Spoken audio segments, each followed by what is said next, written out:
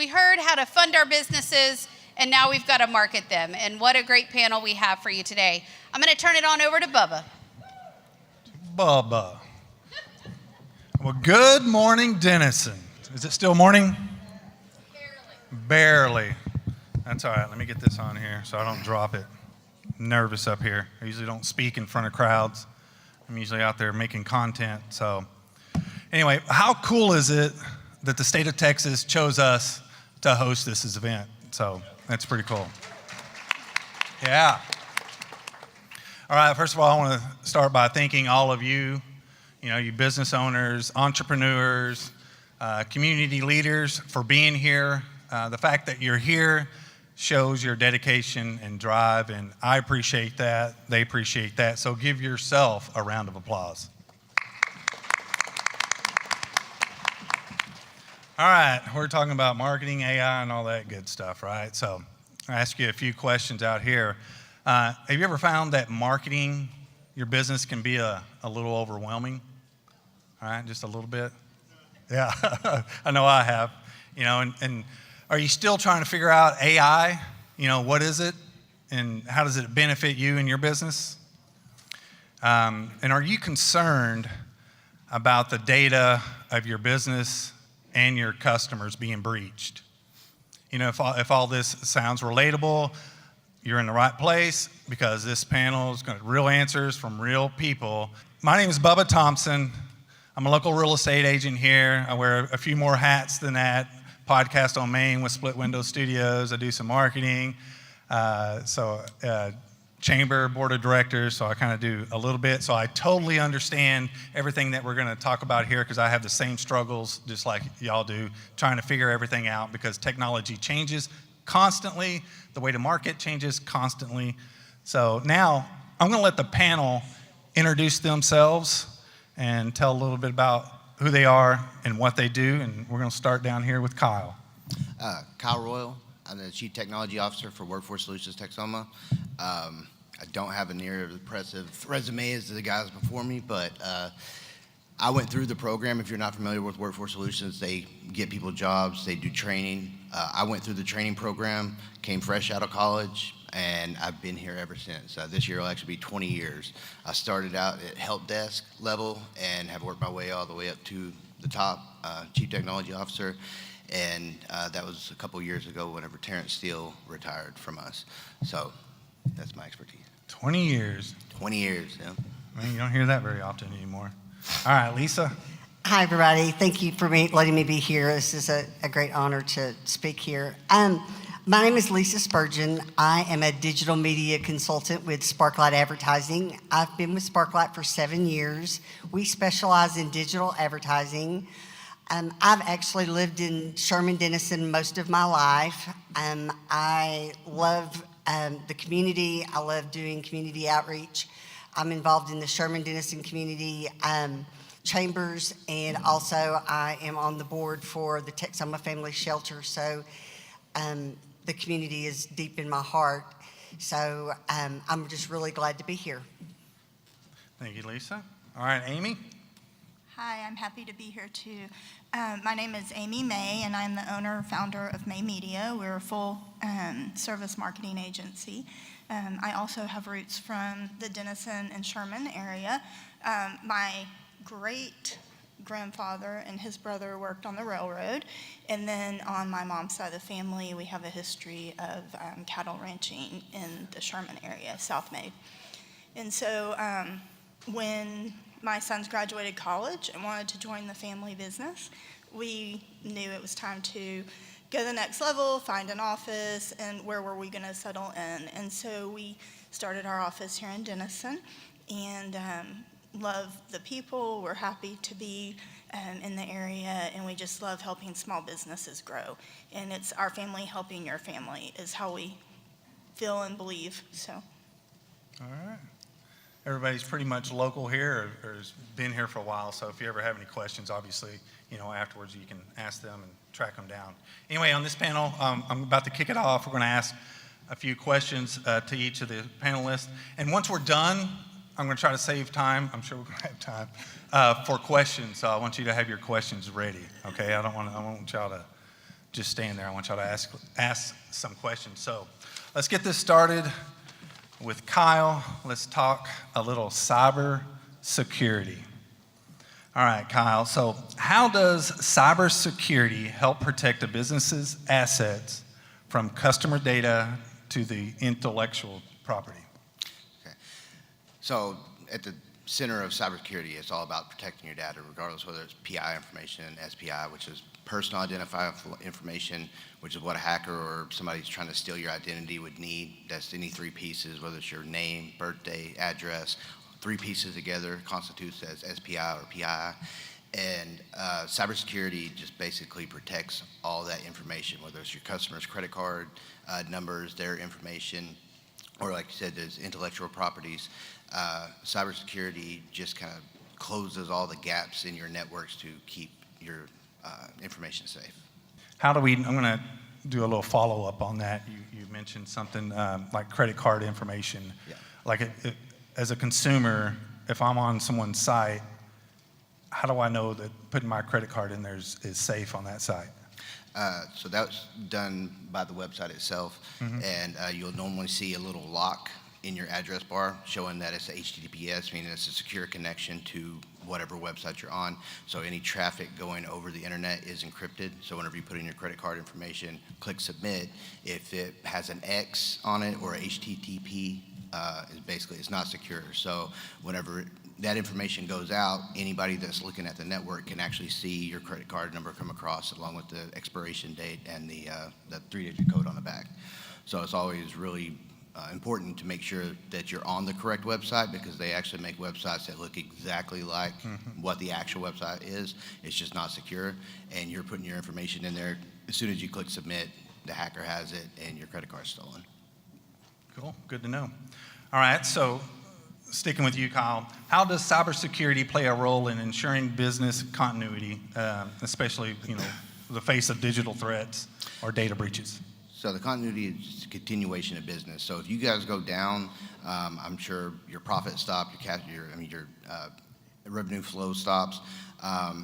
Ransomware is one of the biggest ones that I'm sure you guys have heard plenty of people talk about it in the news that have gotten hacked. If you don't have a cybersecurity infrastructure in place that not only tries to eliminate that, but if you don't have something for backups or the continuity of business, you won't be able to get your systems back up in time. I know there's several companies just around this area that have been hacked, and they were down for weeks, if not months.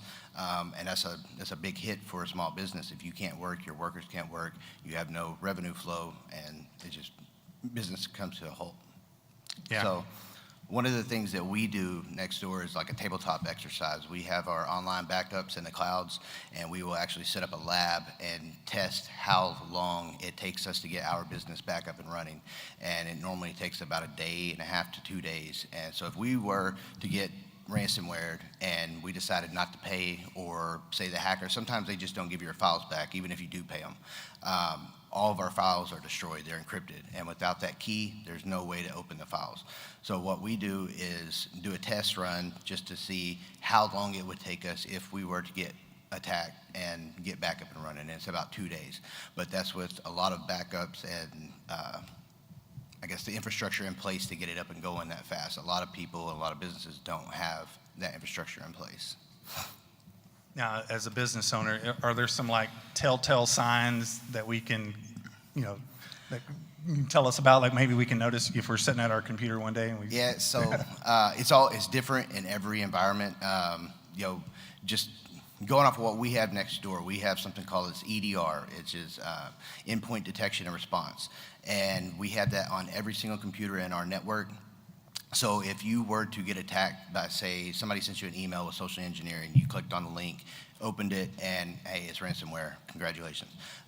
So then your computer, the way we have it, it automatically shuts it down, takes it off the network, sends myself and my information security officer an email saying XYZ computer has been hacked or whatever, shut off. We go remediate the issue on the computer manually and make sure that everything is clean. Then we turn that computer back on. But until then, that computer has no access to the network. Now, for you guys that don't necessarily have an infrastructure in place like that, telltale signs would be a computer that's just running really, really slow. Internet's running slow, and that's normally like a denial of service attack. And that's the reason why it's running slow, is because there's so many sessions being open, or so many attacks trying to basically brute force your network. And that's one of the biggest telltale signs, is just a slow. If it's normally, quick, everything's fast, and it just, for some reason, it's starting to go really slow, it's a normal telltale sign that you're probably being hacked. Good to know. All right. How can a strong cybersecurity strategy help reduce financial risk or unexpected costs for a small business? The key word in that one is risk, because cybersecurity it's like a money sponge. It's extremely expensive. Nobody wants to do it. It's a lot of changes, and it locks a lot of things down that normally, especially executives and cybersecurity professionals kind of always clash, because executives want to do whatever they want, and then the cybersecurity guys saying, hey, we need to lock this down. But I'm actually blessed, because my executive director is on board with anything that we do. But as far as reducing the risk, we have a business or a cyber insurance policy that's worth $1 million. So if we were to get attacked, we could use that money to either pay the ransomware, or we could use it for, say, if our customer data got attacked or leaked, then we would have to buy the credit monitoring for everybody. So that's one thing to reduce the risk, is to getting a insurance policy. And most people don't want to buy insurance policy just for cyber threats or internet stuff, but it's definitely something in this day and age that you might need, because once you have that, it keeps you just doing your day-to-day business stuff and not having to worry so much about the cyber threats that are out there constantly every day. I think that's about it. Wow, insurance for Yeah. data protection. Yes. Didn't know that was a thing. Yeah. Cool. So we carry $1 million insurance policy. So if our stuff gets hacked, we do have that insurance policy to pay out customer. Like if they got their identity stolen, we would be able to compensate them for whatever it was, if it was our fault. Yeah. Yeah. All right, cool. Thanks, Kyle. All right, Lisa, Yes. we're going to talk a little advertising and strategy. Okay. All right, you ready? Yeah. All I'm right. nervous, but I'm ready. All right, this is a big one right here. What changes have you seen in marketing over the past 10 years? Well, we now turn to Google, social media, and apps for our information. Advertising, which once relied on newspaper ads, direct mail, and billboards, has shifted to digital platforms on cell phones, laptops, tablets, and smart TVs. To stay consistent and competitive in the digital era, businesses need to adopt digital advertising solutions. That's right. So it's key, right? So Yes. everybody, basically what she's saying is, in today's world, we're not driving by to the store, to the shopping, we're hopping online, right? Right. We're Everybody's researching online. first. Before we make that drive, before we hop in the car, we're online searching, and then we'll drive once we find what we want. Exactly. If we don't find it on Amazon, right? Yes. So, yeah. All right, next one is, what are some of the most effective marketing strategies for small businesses to connect with their customers locally? This is a long answer, but I'm going to give it to That's you. right. That's what we're here for. We got time. Every business has distinct marketing needs that's based on size, type, and targeted audience, but there are 4 strategies that are key that I believe are key strategies. One is search engine marketing. Search engine marketing is where, when you go to Google and you type in via keyword, and you have the choice, you can click on that ad, it comes up at the top, you can click on that ad, and the person that is paying for that they don't get charged unless the person clicks on the ad. So it's pay per click is what it's called. The person that clicks on the ad, it takes them directly to the person's website. So that's the reason why it's called pay per click. Yes. Pay per click. Pay per click. Yeah.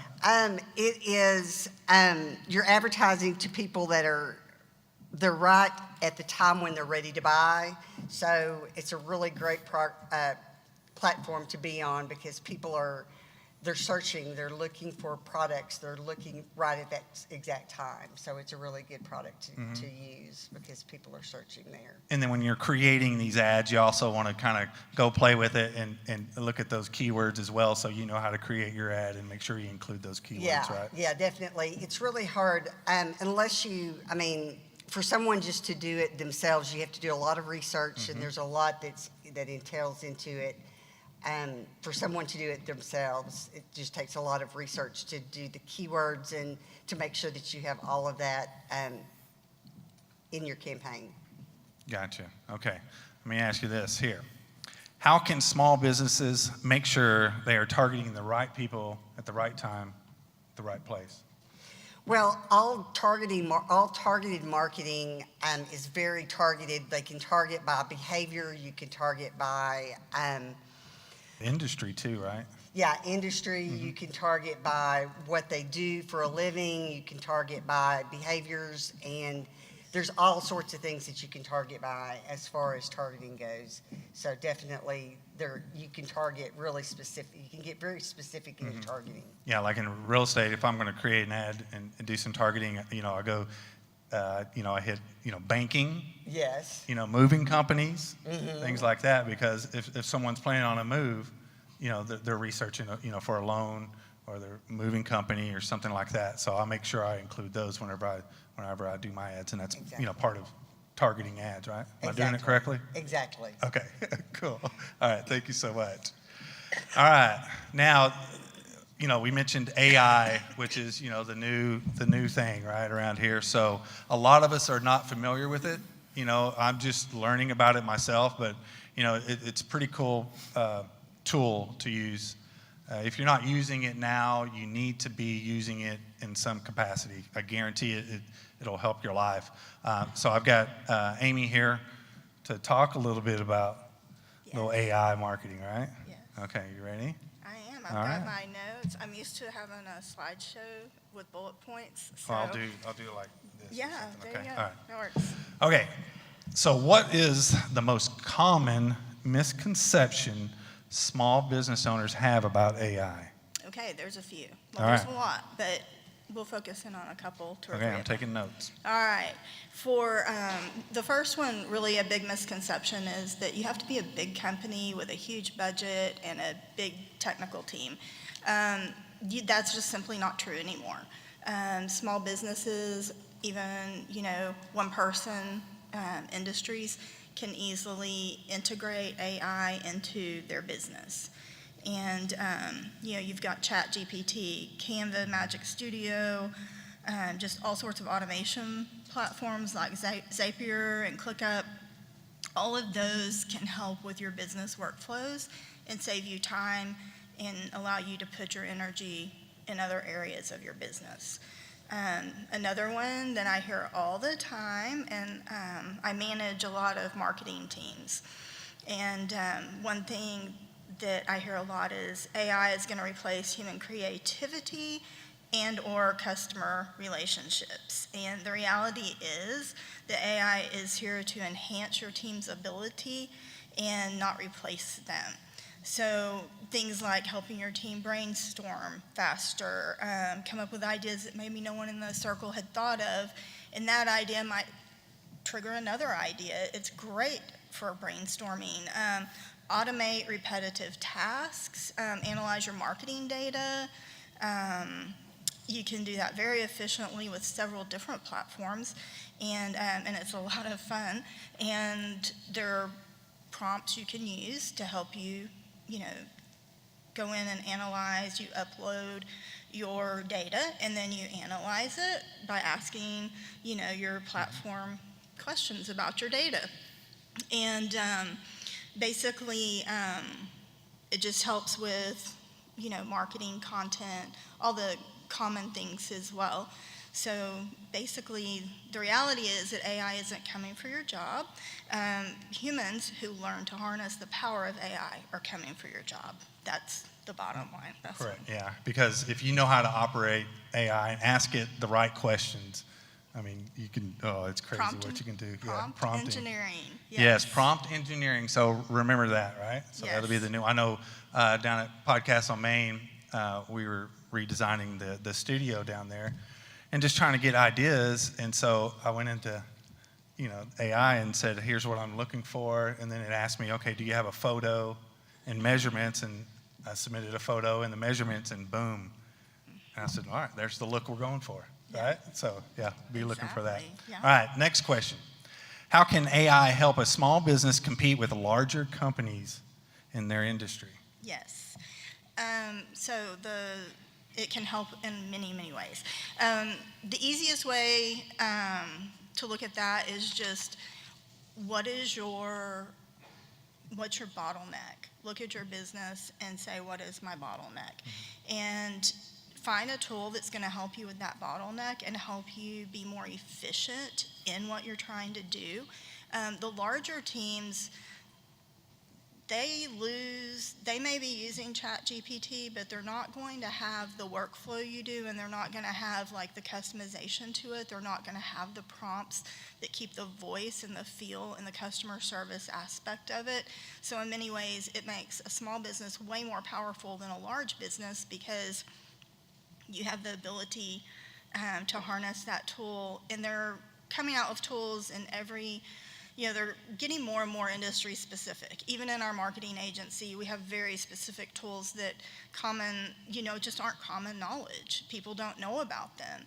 And it's just, we're going to see that more and more. We're starting to see it in the legal industry. We're seeing it in the medical industry. We're seeing the universities, the professors and medical personnel are all pouring data into tools that they're training, large language models that they're getting ready to launch that feeds knowledge. And it's amazing what they're doing, but you can do that about your own business in your own area, and you're going to see custom tools come into play that are, going to help the small businesses excel over the big businesses because of what they're going to help with workflow and creating more content for social media, for their websites, hitting those keywords, that sort of thing. Once again, like human interaction with Human AI interaction. You is gonna be the have key. to have human Yeah. interaction. You just can't tell ChatGPT, I want this, and take it and copy and paste it. That's true. So, yeah. Yep. All right, so here we go. Here's another one. What are some of the risks and ethical concerns small businesses should keep in mind when using AI? And do you recommend that they vet or choose AI tools? Which ones do you recommend so they're not getting into that, shiny object syndrome? Yes. Okay. So, In other words, how can they make sure they're protected and being careful? exactly. And How don't are- end up with, down here with Kyle needing cybersecurity. You do not want to end up with Kyle. Yeah.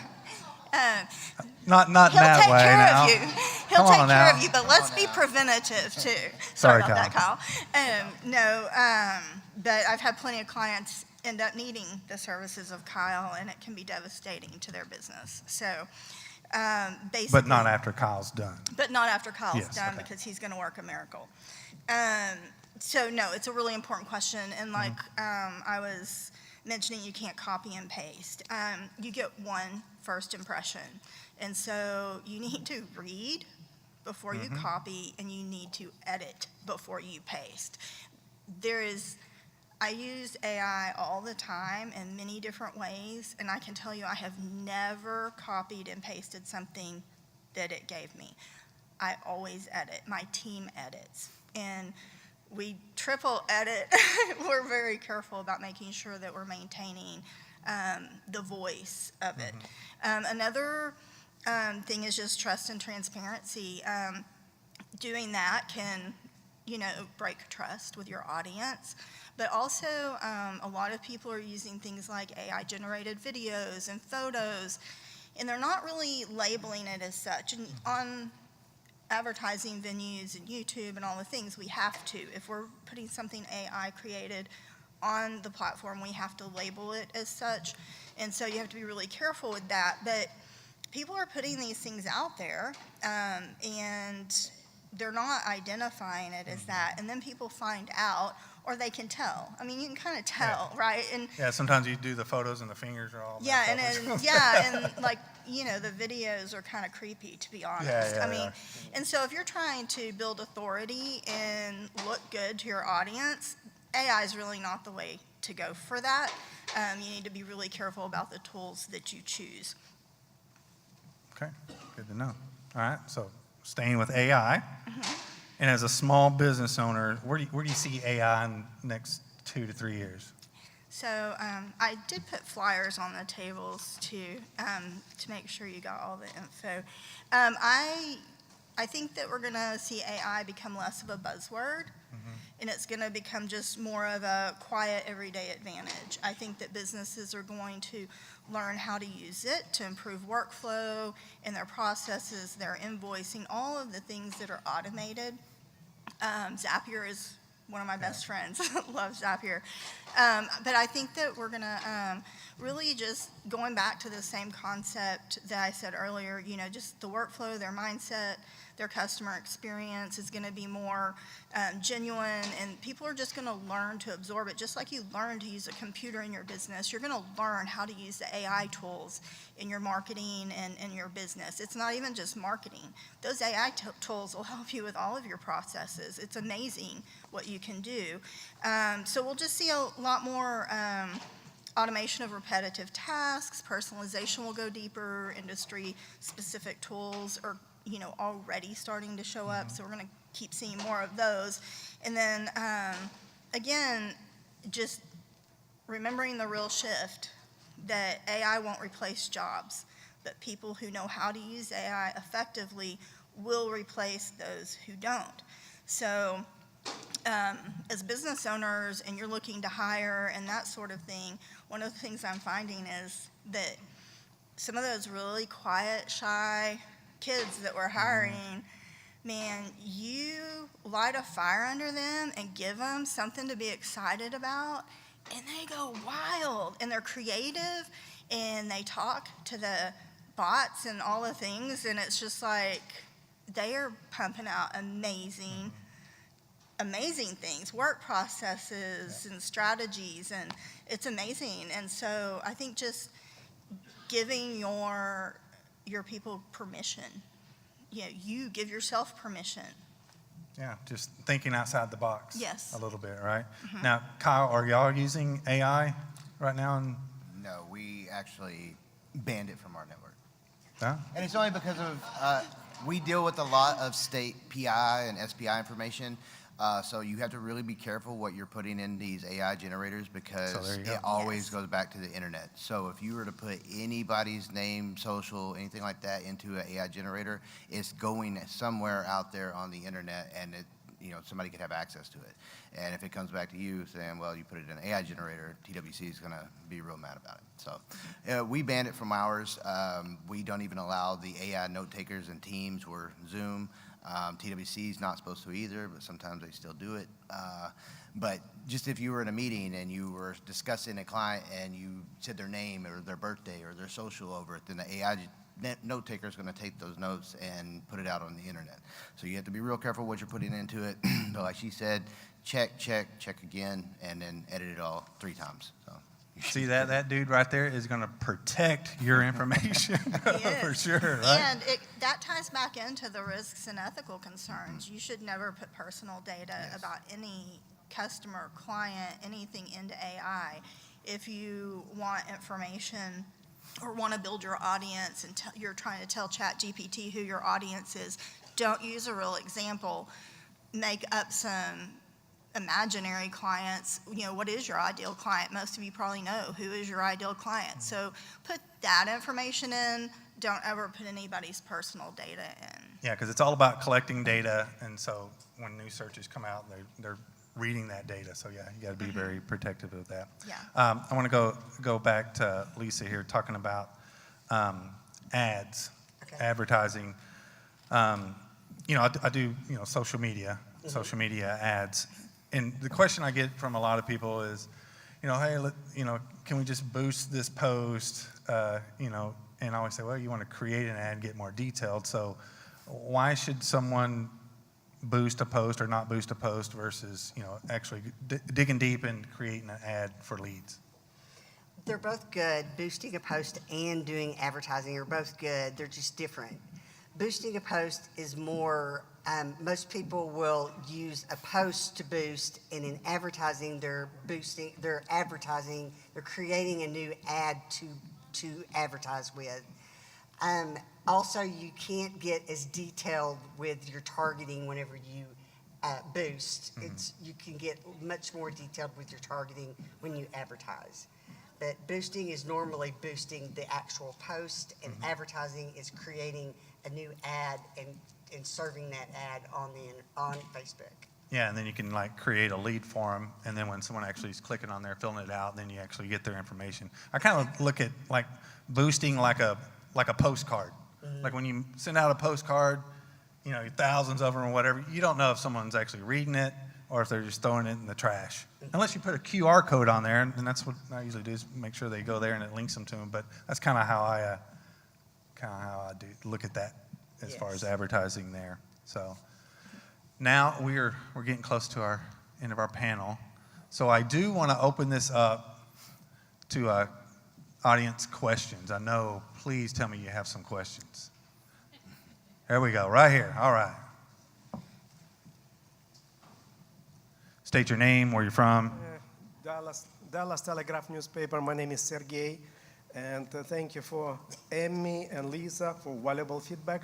However, give me the samples of very specific cases of your clients when you was using AI, and if you switch from human interaction or human creation of the content to AI. Specific samples, please.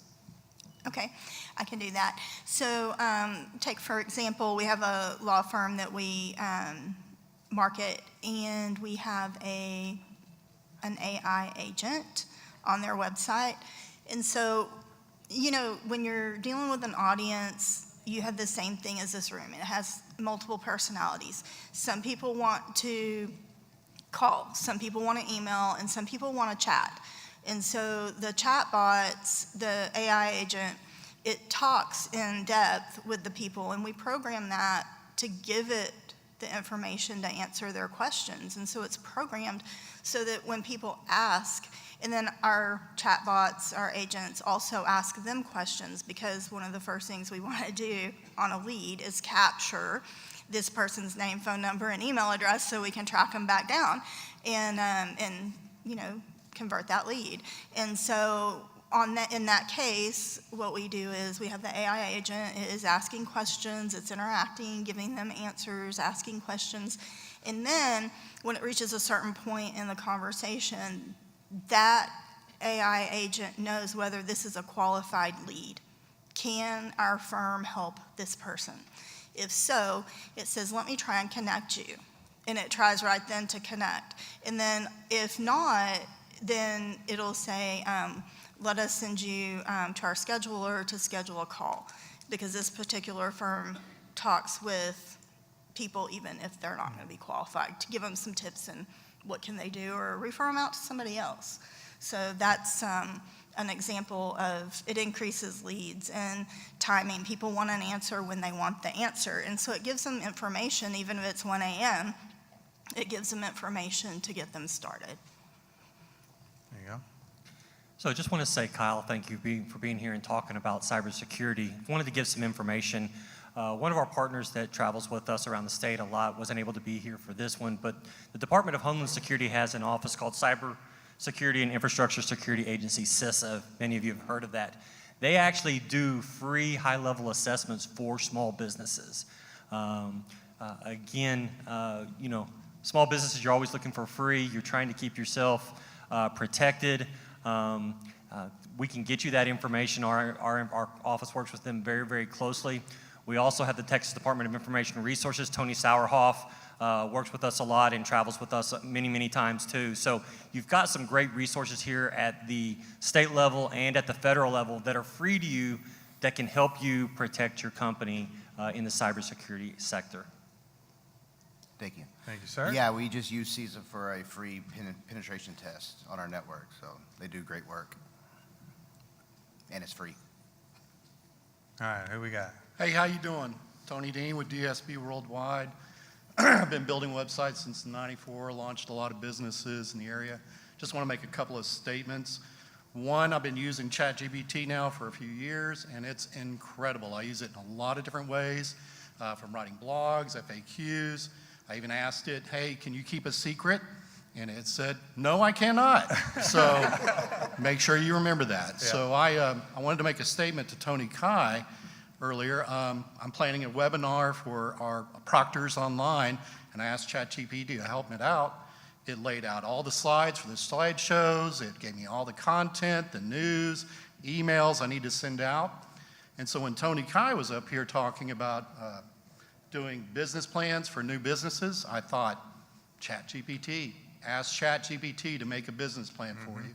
And I bet it would crank out the entire documents, everything you need that you can fine tune to your business to help you get what you need for loans and whatnot. So I just wanted to bring that statement to bear. Great, thank you. Great information there. Yeah. All right, do it. Where's Bill? Where is Bill?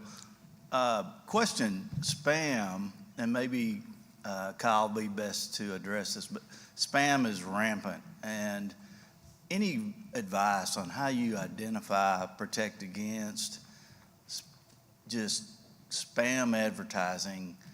What can you trust? It's almost as if any number I get on my phone that's not already in it, I just completely ignore. And maybe you say, that's what you do, Bill, because if they don't leave a message, then you don't know who they are. If you get a email that seems to be legit, it could be a brain trust email. How do you know what is real and what is just a bot or is a trap? It really all comes down to training. We actually do simulated phishing attacks monthly, and I know our guys in the back there workforce, they hate them. They click on any links or pictures or videos from those, they get stuck in a clickers one, clickers one, and they have to do more training. If they click on more, they get stuck in the clickers two training. And so they can continually do training until they get to the point where I get emails probably 10, 15 times a day, hey, is this legit? And that's a good thing. They're not clicking on stuff, they're actually asking, or they're just, we have a notification button put into our Outlook that they can notify me instantly. They just click the button, it sends the email to me. I will look at it, confirm the links are correct, and then I'll send it back to them, or I'll say, no, that was a threat, so good job. As far as phones, I'm the exact same way. If you're not my phone number or phone book, you're not getting answered. So leave a message if anybody calls me. But as far as like the email spam, those are just policies set up with your email provider. So I don't know if Office 365, they have a very robust spam policy that you can fine tune and get real granular with who you want to be able to email. If you know specific domains or specific IP addresses that are spamming you guys, you can just block them completely. But then you run into the people that have just the free Gmail accounts. You can't go in and block Gmail as a domain, because then every customer that's trying to email you from a Gmail account, you're not going to get them because they're blocked. So you have to get real granular with it, and you can use keywords. So most of the time, subject lines, they normally set off the spam filters because they're normally kind of about the same. But they're getting very, and this goes back to AI too, because the threat actors are actually using AI to write their emails.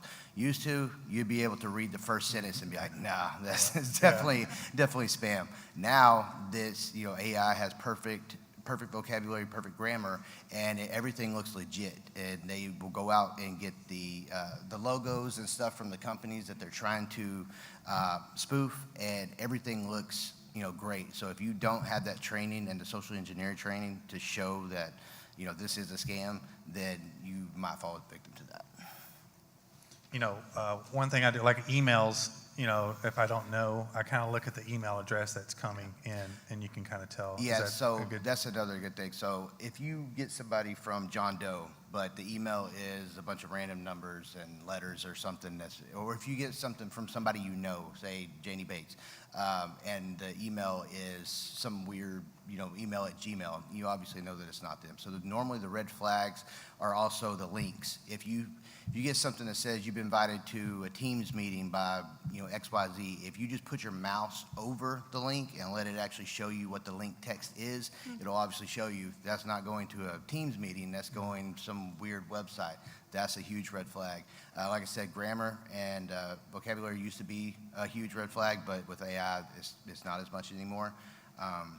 But yeah, just check out those red flags. Just be cautious. Don't click on things, even if it's from somebody you know, especially if it's an unwarranted email that just came out of the blue from somebody you might know that is, invoice or something to that effect.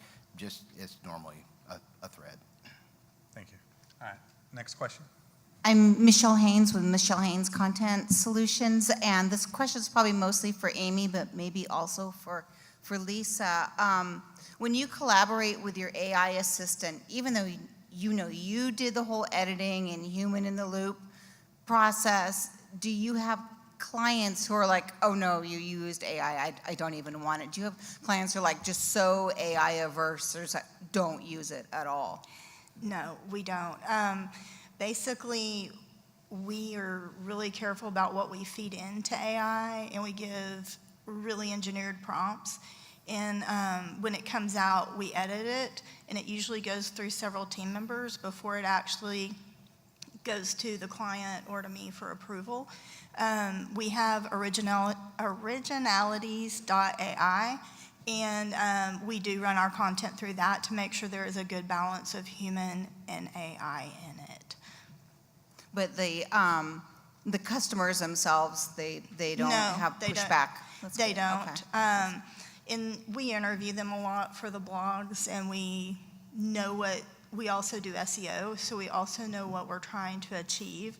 And so we're really careful with following the plan. We're looking at the plan, we're looking at the overall plan, we're looking at the goals. So everything we feed in is really specific. It's not just like, I need a blog for, car accidents, or I need rat infestation or whatever. Like, we communicate with our clients, and we're watching their SEO, we're managing their websites, we're in charge of the marketing plan. So we're looking at the big umbrella, and we know what those goals are, and we know what season, we run into issues, and so we are just on that. And so what we're feeding in is very specific. It's not so general. I think if you were not engineering the prompt deeply enough and intentionally, I think you could run into a problem with clients, because it would be very AI-ish, and it wouldn't be as custom and powerful. The powerful material comes out of what you put into it affects what you get out of it. And so with our team, we're putting a lot into it, and then so we're not experiencing that, but we have all those protocols in place to try to prevent that as well. Thanks. Sure. Hurry up, teacher's coming. Ross, are we just a comedian joke, or are we good? Actually, wow, this is a weird mic. This is not a joke. I'm glad you recognize that about me, Bubba. As somebody who has worked with a lot of clients in advertising, I think one of the main issues I've seen with people is the lack of knowledge for what products to buy when going through the business funnel. So I'm wondering if you guys could just share with the audience, like from awareness all the way down to purchasing, what you would be wanting to look for in your product digitally. Okay. First, it's going to depend on the industry people are in, right? That's going to matter. And go back to that bottleneck. What is your bottleneck? And start right there and find an AI tool that hits that bottleneck. But I did put AI tool vetting checklist for small businesses on your table.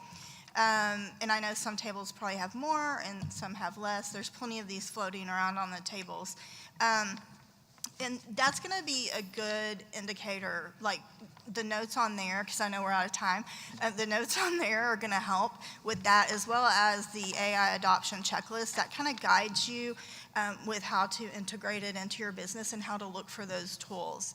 My website's on here. You can also, if you have a specific industry you're looking at or want to connect, you can email us through our website, and it will go to it goes to our, to part of our team, not our entire company, but it goes to myself, Jordan, and Mason, and one of us can answer your question. Okay. Thank you. Thank y'all. Thank y'all for your questions. Thank you for your time. And our time is up. We made it. Thank you for moderating. All right. That was really great.